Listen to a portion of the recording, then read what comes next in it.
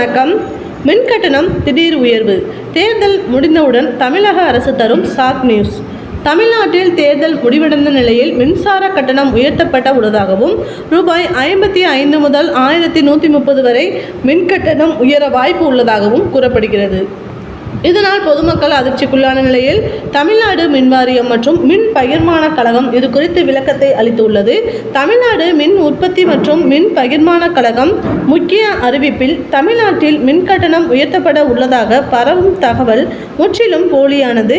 மேலும் இணையதளத்தில் பரவி வரும் கட்டண உயர்வு விபரம் என்பது தமிழ்நாடு மின்சார ஒழுங்குமுறை ஆணைய எண் 07 படி 9/9/2022 தேதியின்படியான கட்டண விகிதம்.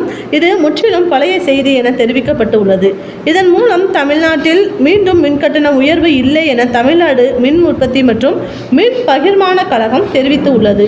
இதன் மூலம் தமிழ்நாட்டில் மின்கட்டணம் புதிதாக உயர்த்தப்படவில்லை என்றும் ஏற்கனவே உயர்த்தப்பட்ட மின்கட்டணத்தை புதிதாக உயர்த்தப்பட்டது போல் சிலர் இணையதளத்தில் பதிவு செய்து வருகின்றனர் என்றும் மின்சார வாரியம் விளக்கம் அளித்துள்ளது.